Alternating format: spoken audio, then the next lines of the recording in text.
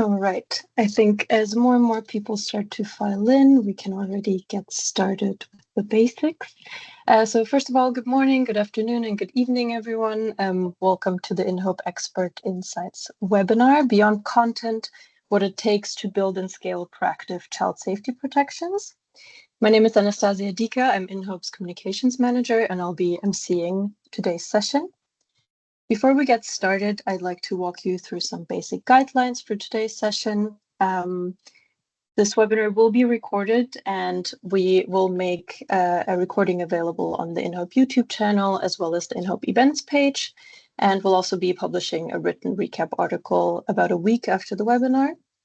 Throughout the session today, please be aware of your surroundings.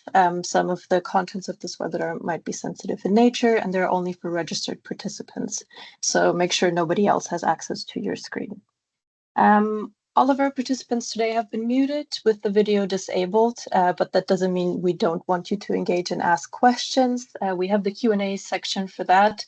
So please make sure to submit any comments or questions you have through the Q&A section, and we'll make sure to answer all of them towards the end of the webinar.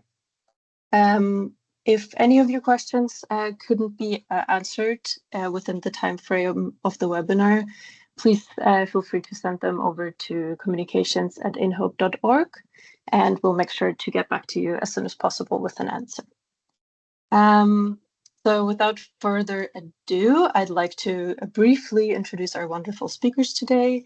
Our interview host is from our longstanding partner, Resolver, who's also the sponsor of this series. Shaheen is a child endangerment analyst focused on protecting children from online threats and predatory networks. And she has a background in linguistics and the socioeconomic impact of language. And our interviewee today is Alicia Little.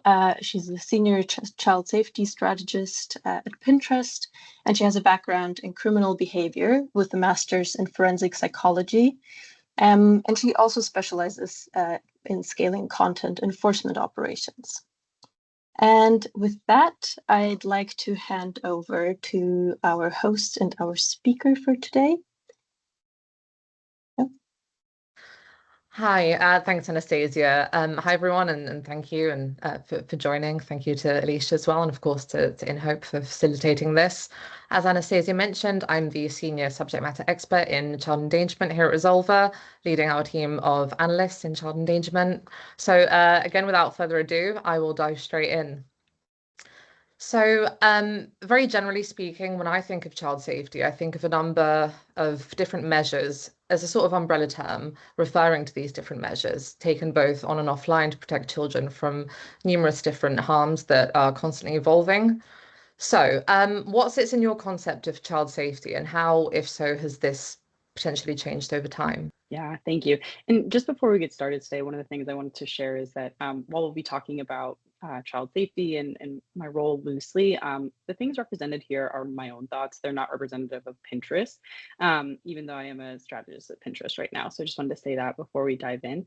But going back to, what is the concept of child safety for me? How has it changed over time? So my background, I come from the behavioral sciences realm. And so child safety to me, when I first, started my career, was really focused on like the physical and the really tangible world, right? So, interacting with minors and with offenders in real life. And it was really focused on contact harms and then those offender motivations at the time. And then as I started to grow in my career, I moved through, correction facility settings. I worked in crisis housing and a lot of different environments, and then have kind of blended and made my way into tech. And so now when I think of child safety, it really is that blended model. So not only real world harm, but the involvement of technology, and then just like the challenge that this digital space has brought to our everyday.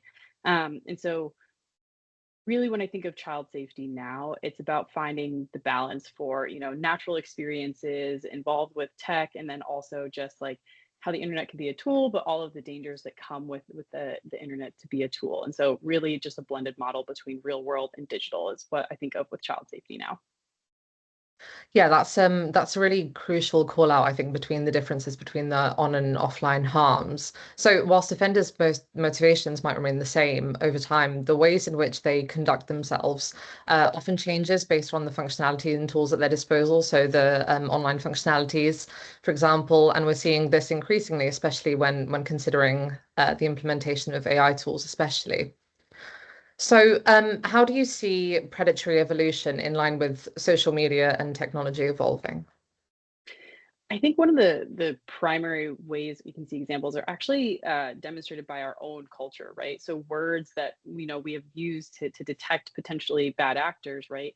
They're now being replaced culturally. So things like unalived, for example, is a really good way to just demonstrate how like social climates have adjusted to changing safety landscapes, and that's not different for bad actors, right? So predatory individuals are also taking note of the safety by design that's going in place.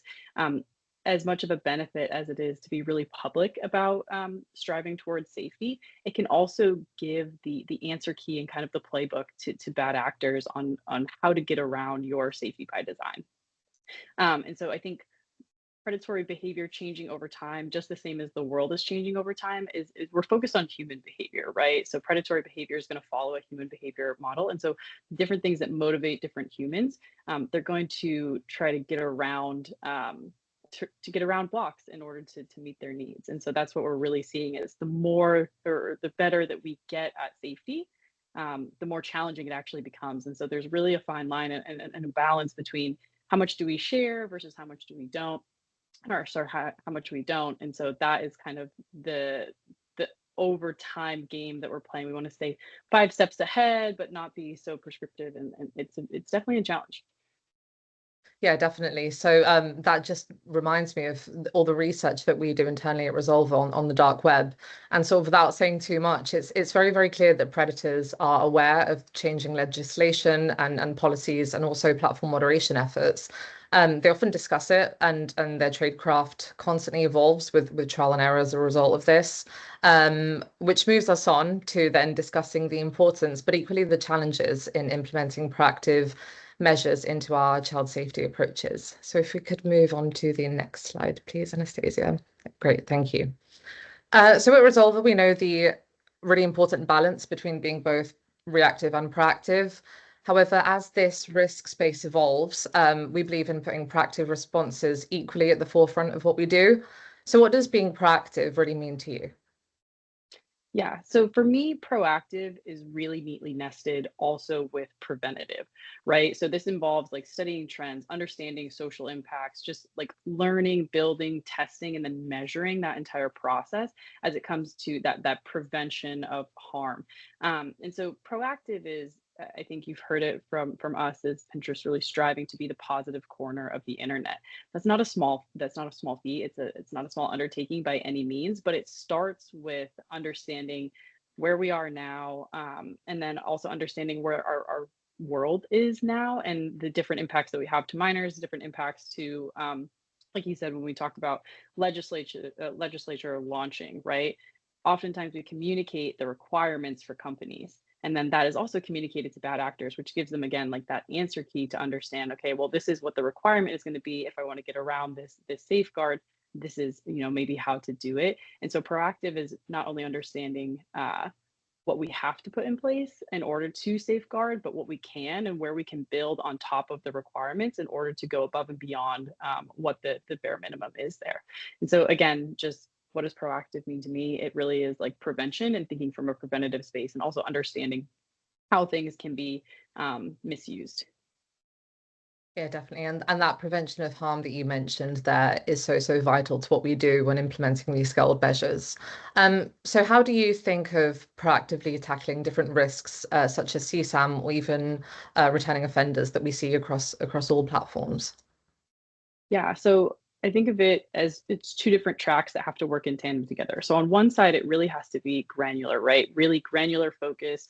really descriptive in content moderation and making sure that you can get really niche in the content you're taking down. And then the other side is also looking at behavior, right? So behavior as complementary to the content that we're seeing when it comes to risk to minors. And so with those two things, I think of them really as a railroad tie scenario, right? So two different tracks that are running next to each other with like cross-related connections in between. You have to do both, right? If we get really good at the granularity, it becomes a game of whack-a-mole. But if we only focus on users, we're missing the content element there. And so it is playing the game of bringing those together in order to say, okay, let's get really good with the granularity, and then let's focus on human behavior, and especially how human behavior changes over time. Yeah, I think both the identification of CSAM and tackling CSAM on platforms, but also predator recidivism on these platforms. Like you said, of course, it requires both reactive and proactive measures. But as we mentioned earlier, predators are very aware of policy and moderation changes. So their on-platform behavior is, like you mentioned, constantly changing, which is why I think it's so important to monitor their behavior as well as the content that they're viewing and aggregating, and how this may escalate so we can remain, like you said, 5 steps ahead, not just 1 or 2. So on to the next question. Considering scaling protections in line with the concept of being proactive, what can make, in your opinion, scaling protections more challenging than some would think? I think the big thing is just the definition of scaling, right? Where are we scaling for? Are we scaling just for the US? Are we scaling like just for certain cultures? When we talk about global scaling, I think it becomes a really a tricky problem that we're all up against. So scaling, I think, is a combination of understanding trends in your immediate social sphere, in the immediate, like your primary user base, but then also globally when you're thinking about growth as well. So scaling not only in like your detection, but as your platform might grow, you will have different scaling challenges. And so for that, it's not just like global trends and social trends, but it's also political and financial trends and trends related to, you know, like war and all things like that. Like there can be impact and changes all over the place to how a culture behaves on a platform, and then also how users like come or find platform there. And so I think that is one of the primary challenges with scaling, is understanding like what this means not only for, you know, your primary users, but like your potential users going forward. And then also I think the challenge that our teams face constantly is tooling, right? Like how can we build at speed and be able to build in a preventative manner and build in that deterrence and do that with an ever-changing landscape, right? We constantly are on the reactive front, right? So we're really focused on, okay, like, you know, an issue has been raised, we need to solve for this now. There's a risk that we've identified, now we need to solve. And so a lot of the time is spent in the reactive sphere. And so being able to just push and shift to be proactive, I think a lot of that has to do with, you know, we might have the idea that this is what we need to do, but do we have the technical capability to do that? I think that is one of the primary challenges with scaling detections and prevention. I think just going back to what you mentioned there about culture and language, I think it's really, really crucial to understand the cultural significance and aspects of behavior too, which before joining Resolver and the world of trust and safety is something that I did a lot of research into, especially language, culture and sociolinguistics.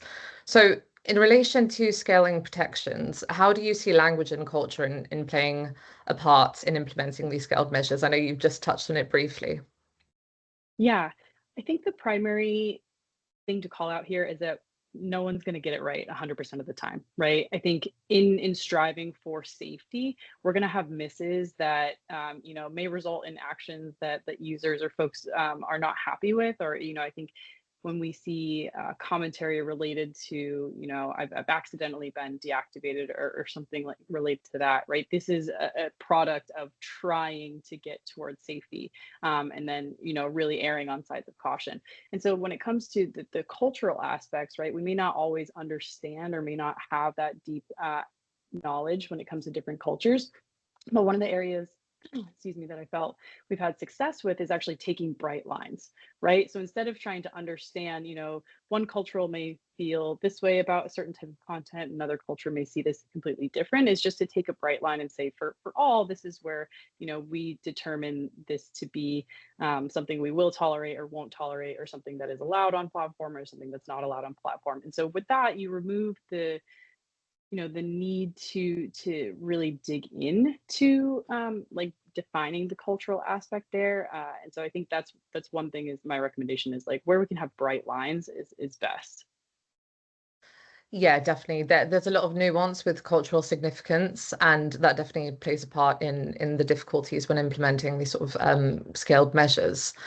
So both myself and the child safety team as a whole, we see firsthand how linguistic challenges arise in understanding predators on a global scale, as well as the different harms that target minors depending on their culture and geographic location, such as, for example, minors from certain regions being targeted, or even vulnerable parents and guardians due to their socioeconomic status and their deemed vulnerability as a result of this. And when considering the language and linguistic variations, it's so important that we also implement this awareness into our proactive approaches, since, as we know, language is constantly evolving, as I'm sure you're aware, online. So not to understand the ever-evolving colloquialisms or cyberspeak or even leet speak makes implementing these proactive scaled measures so much harder. So moving on to the next question, please, Anastasia. Thank you.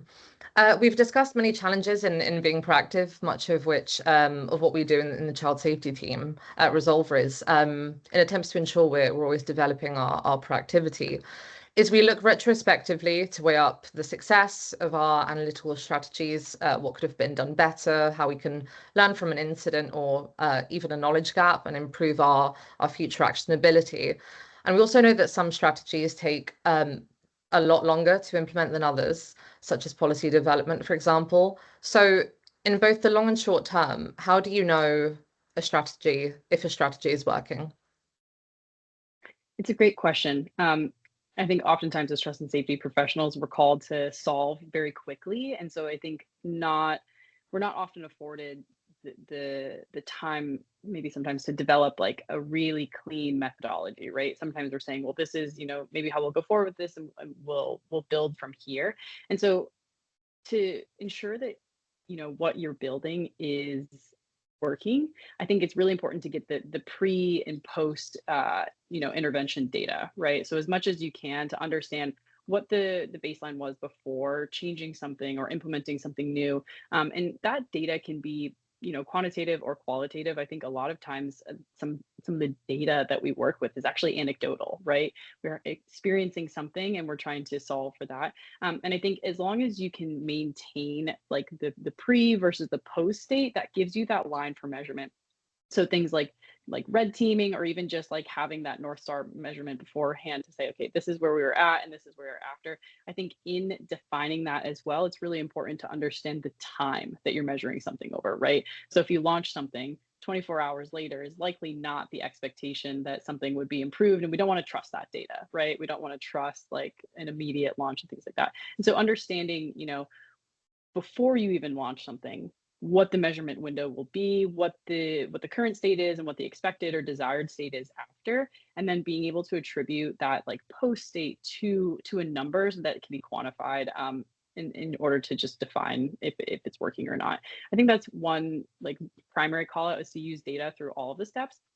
And otherwise, I think, is the strategy working? I think part of figuring out if a strategy is working is also insulating the strategy to understand if it's working, right? So making sure that there are like really clearly defined timelines through the methodology, and like the intervention that you use was actually clear as well. And then it's clear what we're attempting to measure, right? So if it's something related to users and we're looking for user, satisfaction to go up, right? Satisfaction scoring, user ratings, perceptions of safety on platforms, things like that. Versus if we're looking for, a build in efficiency and speed in a process, we might look at handle times of reviewer turnaround, things like that. And so just making sure that what you are looking to do can be attributed to some sort of data that can be tracked over time, and just making sure that the methodology is really sound through that.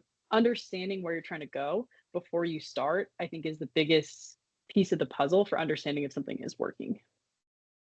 Yeah, definitely having that sort of track data to see where we were at the start versus where we are now is so important, and that comparison is crucial in terms of, especially in terms of being proactive and implementing or thinking about new measures to implement. So if a strategy is successful, what does this success look like to you? What does it mean to you?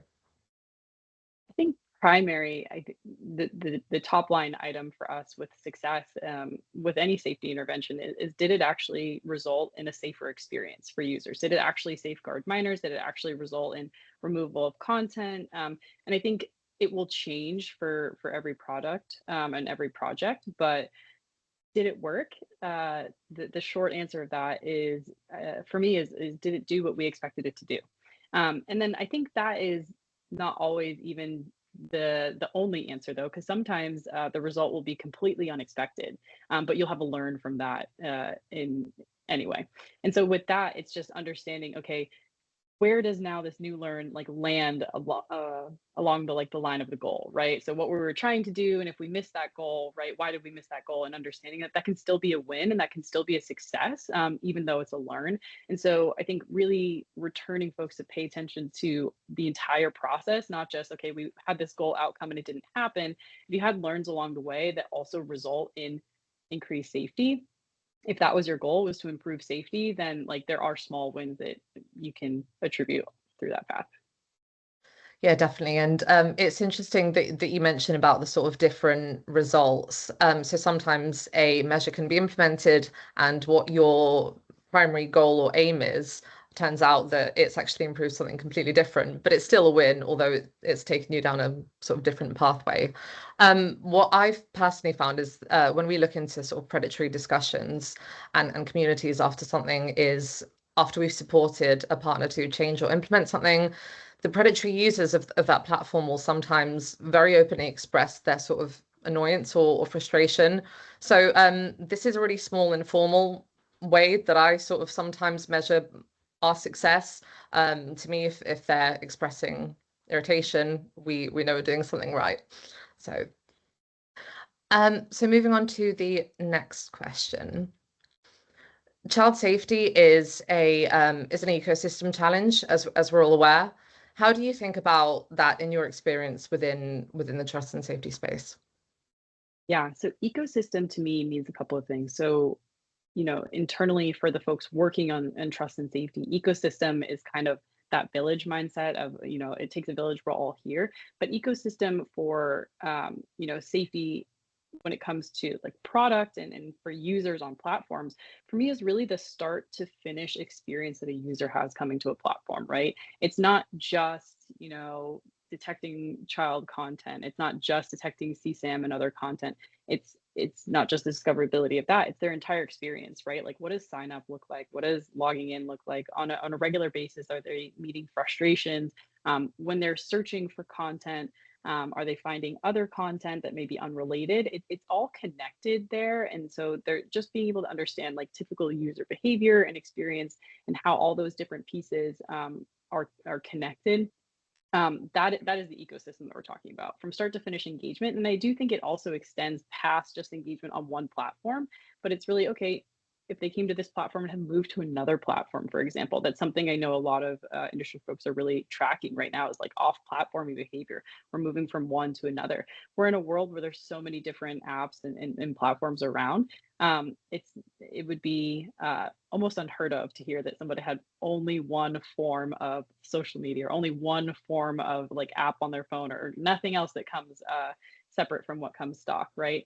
And so for that, the ecosystem for child safety to me is all of those connected variables, right? All of the not just the bad behaviors that we might see on a platform, but also all of the good, right? Are they having good experiences? Are they feeling safe in other areas? And then like where can we still have improvements? Yeah, definitely. And that's something that we do see, offenders sort of jumping across different platforms, but they do so very much based on the functionalities that platform may offer, that they think that they can really utilize in their online offences. So we touched on recidivism earlier, and I believe that this is a huge challenge when it comes to implementing proactive and scaled measures. So how do you view this risk area in relation to the implementation of more proactive and scaled measures? It's a great question. For this specifically, when it comes to ecosystem, I think it goes back to what we just talked about is measuring success, right? Is, you may launch something and it has an unintended consequence in a different area. And so I think this is the same here, as if we say, for example, age verification, a really hot topic right now, and just launching age verification everywhere, that could have impact to like user mobility on platform.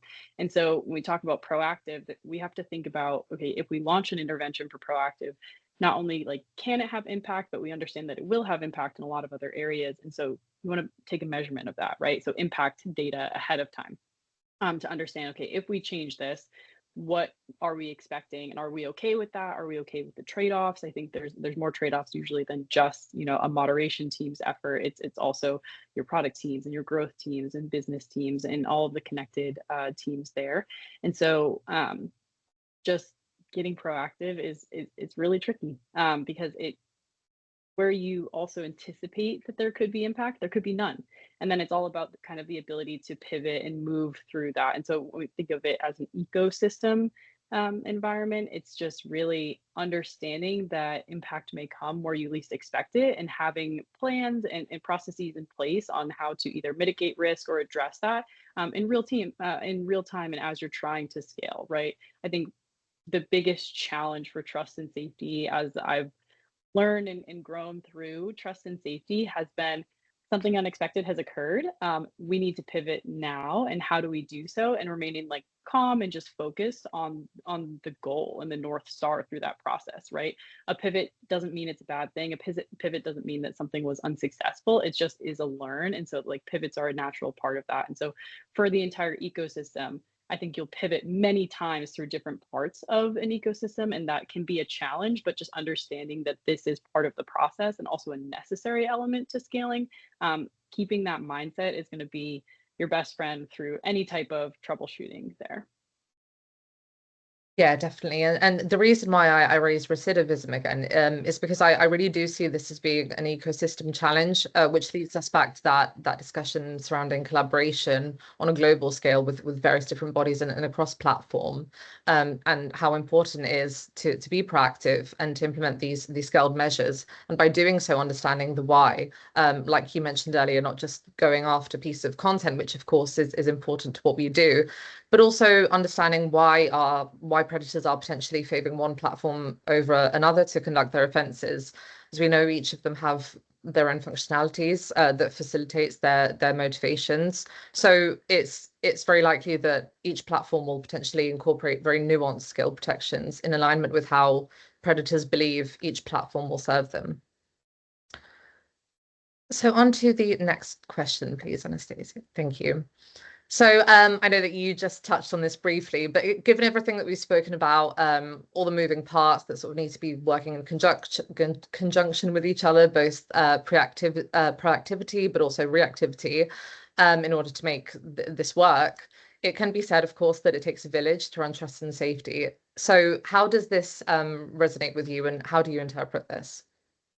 Yeah, so the "it takes a village" phrasing has changed really dramatically for me over just my career in general. So the "it takes a village" went from being the folks that I was on shift with in like crisis moments and really just like that live support, to now my definition of "it takes a village" is not only my own team and the connected teams that we interface with, but also the extended teams, the external groups that we interface with, and other platforms that we talk to, right?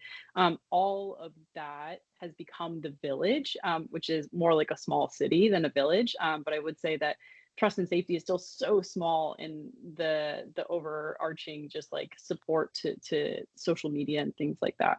And so I would say instead it's more of like, yeah, small city, small metropolis.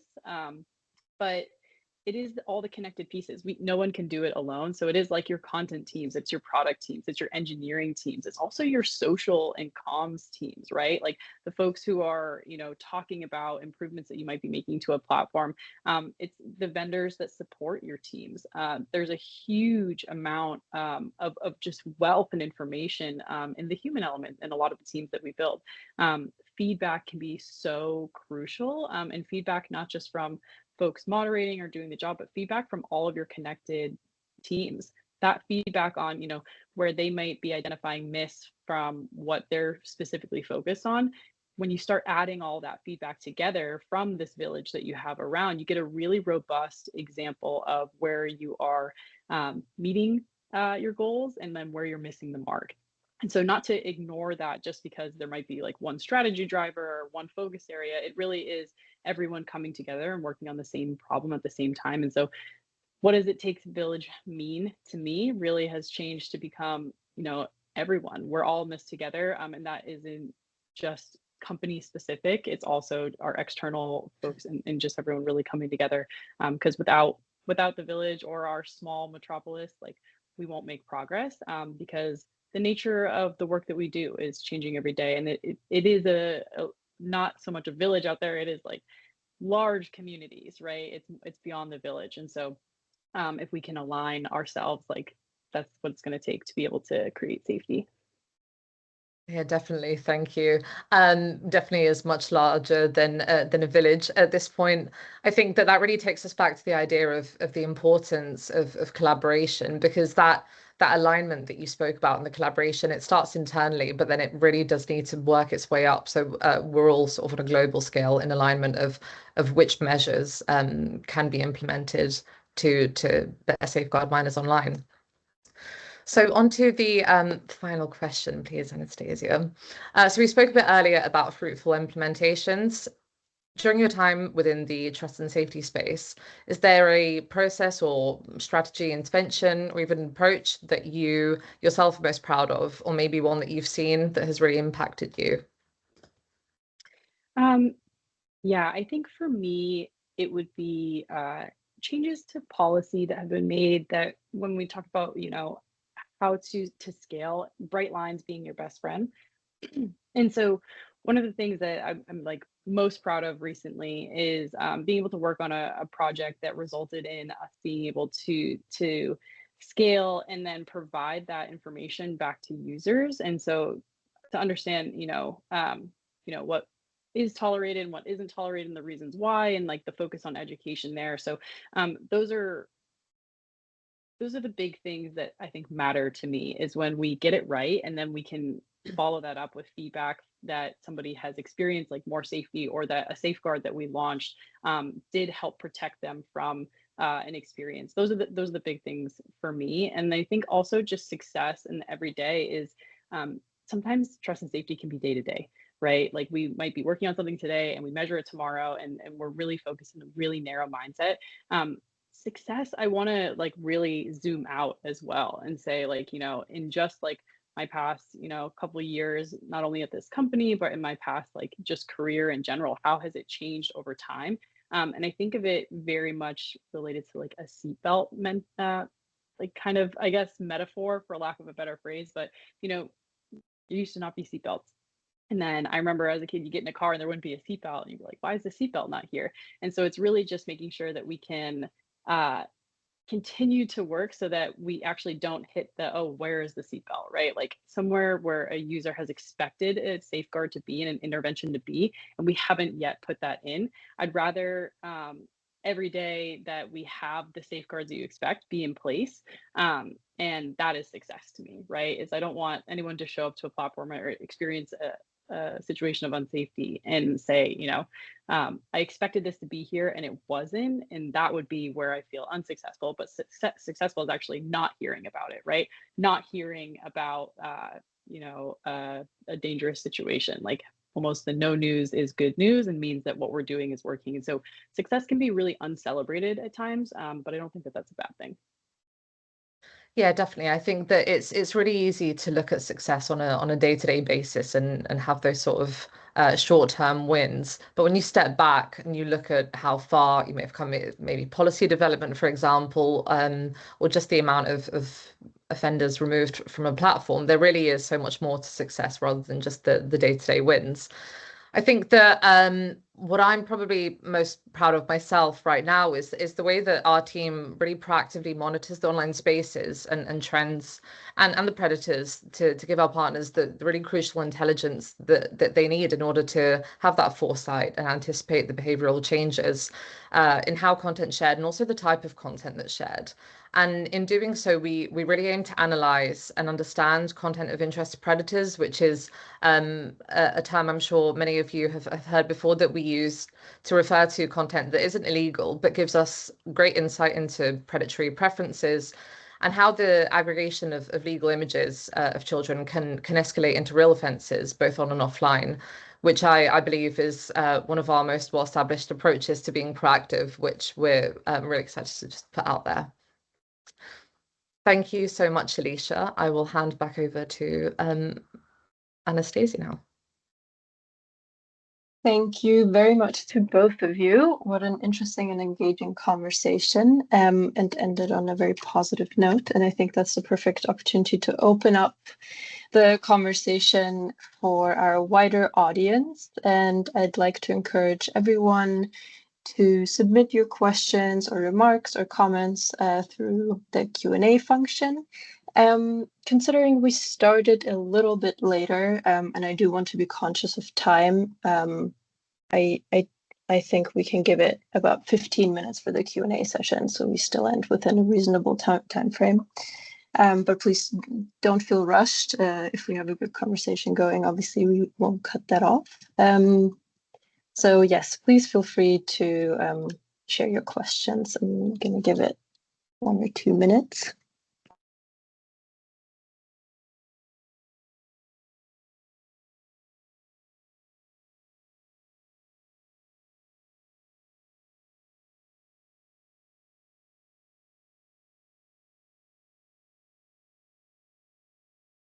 And we already have a first question come in. Can you share what cross-platform tracking looks like in practice, and how collaboration on this has evolved across the industry in the last years? Do you want to, should I take that, Alicia? Yeah, I think that's a good one for you.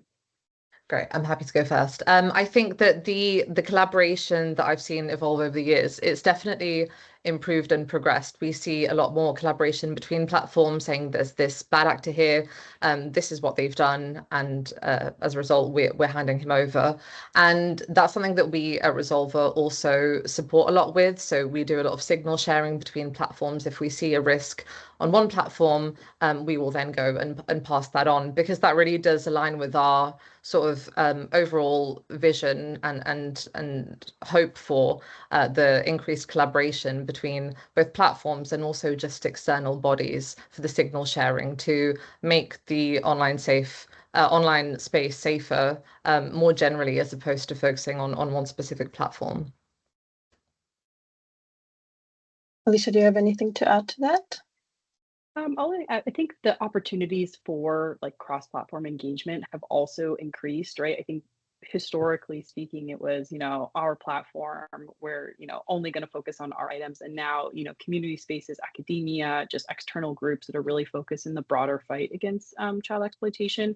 Those opportunities are presenting themselves more regularly on a daily basis. And so for that, just being able to, I think part of like proactive development is also proactively engaging in the education and like academia that is available to us. And so that I would also say has become more easily accessible than previously.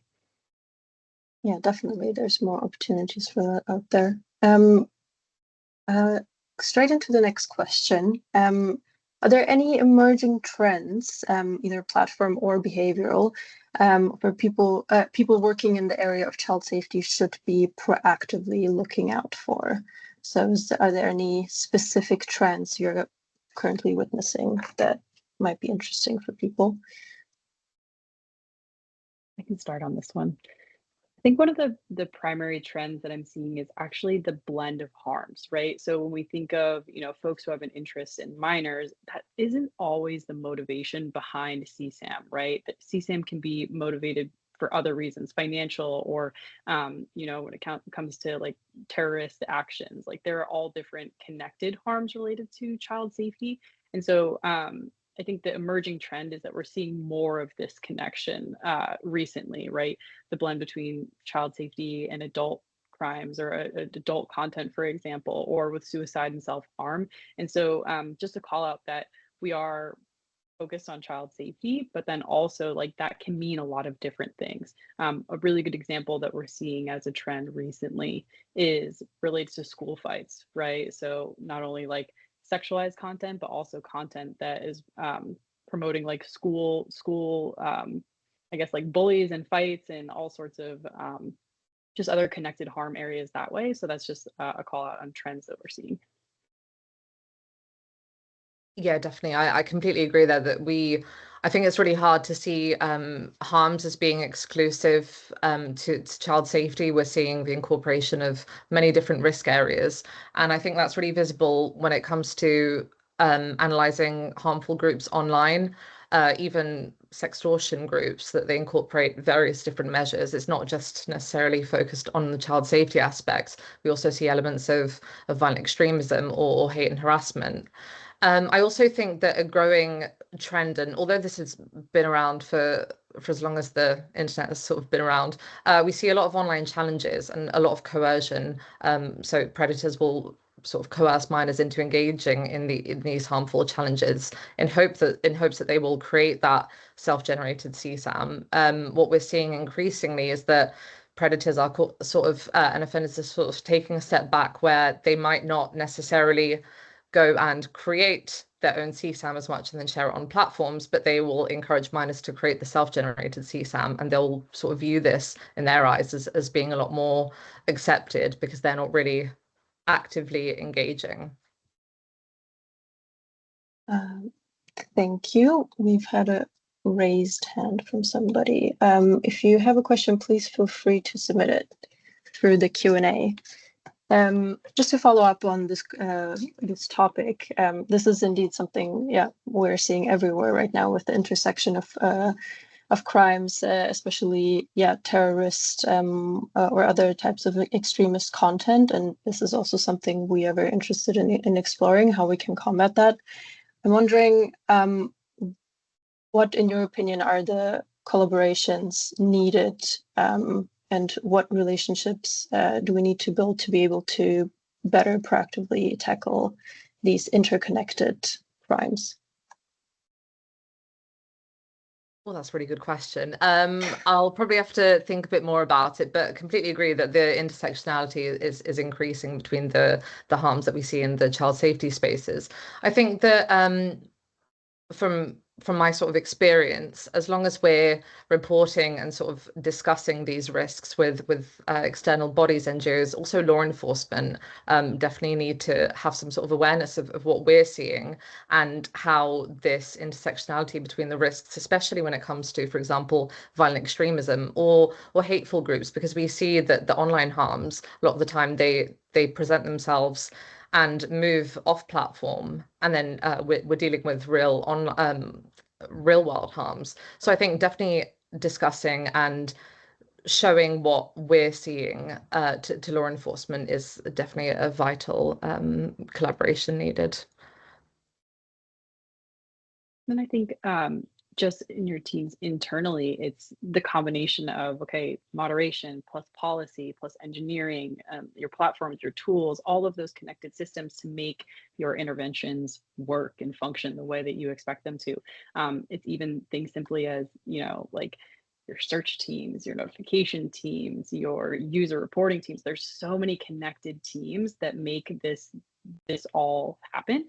And so then it's also figuring out how to translate those internal teams into like communication points or be able to blend the external information. I think that's the biggest challenge is like we have access to academics, we have access to external information, we have access to the legislature. How do you translate that internally? And then also, how do you take what you found internally and help translate it to externally so that we can make progress overall? I think it's a really tricky problem to solve, and one that I know like groups like InHope and Resolve are also working to help with that translation between internal and external. Yeah, it's all about connecting the dots, and this will actually be a topic that we will be addressing at the at this year's InHope Summit. So you can keep your eyes open for that. Are there any other questions? I think currently we don't have anything else coming in, but this was a very extensive conversation with a lot of details provided. So I think this has already answered a lot of questions people might have had.